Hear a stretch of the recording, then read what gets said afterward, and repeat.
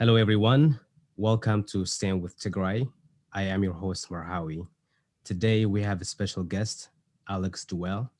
Alex Duell is Executive Director of the World Peace Foundation and a research professor at the Fletcher School at Tufts University, considered one of the foremost experts on Sudan and the Horn of Africa. His scholarship and practice has also probed humanitarian crisis and response, human rights, HIV/AIDS, and governance in Africa, and conflict and peace building. Areas of expertise include human rights, humanitarian affairs, international law, and organizations. Welcome, Professor. It's a pleasure to be with you. So, Professor, how do you describe the situation in Tigray right now in your own words? What we are seeing in Tigray is the attempted destruction of not only a political class and political movement, but it appears an entire people. And the spearhead of this is the Eritrean regime, President Isaias Afwerki, who is bringing in tow the government of Prime Minister Abiy Ahmed in Ethiopia. And all the weapons of destruction are being utilized. There is military assault from the air, on the ground, and there is a relentless assault against what is required for people to remain alive, objects indispensable to survival: food, medicine, water, and basic livelihoods, control over land. It is terrifying. So I heard the interview you did with the Mulgeta Gebrehiwit, a powerful interview. You asked him great questions. I'm more interested in one of the questions you asked him about the position of the Eritrean forces, how long they will stay in Tigray, whether or not they will leave Tigray. What do you make of his response regarding the Eritrean forces? I think one thing was clear from even before this war, which is that the Eritrean leadership would not rest until the TPLF is not only destroyed as a political institution, but the capacity of the Tigrayan people to rise, to organize, to provide any sort of capable challenge until that is destroyed. Now, that we have known has been the intent of Isaias Afwerki for many years. And I remember over the years challenging the late Siul Mesfin, the late Miller Sinawi, and saying to them,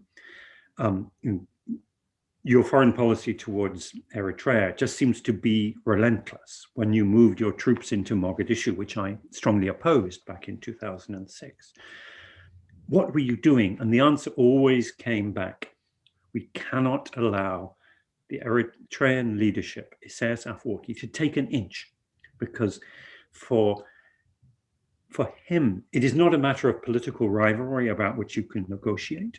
He would not be content with just a political victory. His agenda is annihilation. And what the old guard of the EPRDF leadership, when they were in power, what they relied upon, why they did not press home the military advantage they had 20 years ago. June 2000, they could have gone on regime change in Asmara. They didn't do that.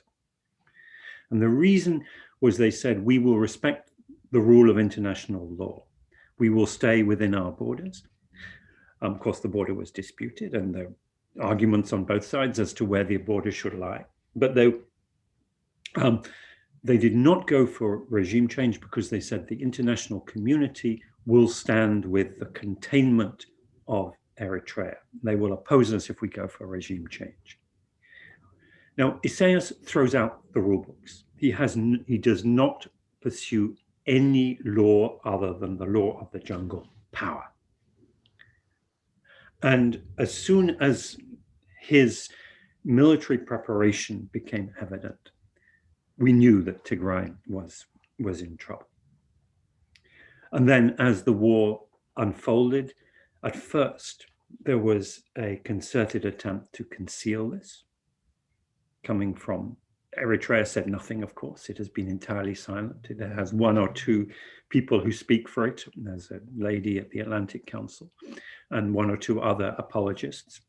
The Ethiopian government wanted to say nothing because Prime Minister Abiy knew how profoundly embarrassing it would be for him, who has a nationalist project, to admit that Eritrea is killing Ethiopians, and not just killing Ethiopians, is systematically attacking Ethiopian heritage, because Ethiopia's history state begins in Aksum.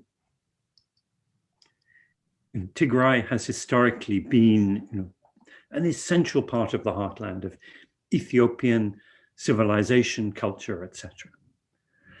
And the fact that the Eritrean forces are attacking that is something that is profoundly hurtful to Ethiopians at large. And of course, it was also covered up by the US administration as well, the former one. Fortunately, we are now seeing that. We are now seeing that change. Yes. Yes, you bring a very great point, which you said, Isaias Afwerki, who will not rest until he annihilates or eradicates the governance of the Tigrayan forces, also the Tigrayans. As you know, President Biden told the Eritrean forces to withdraw from Tigray as soon as possible. If, in fact, like he said, if Isaias Afwerki will not rest until he causes more damage in Tigray and he doesn't leave, what will be the consequences?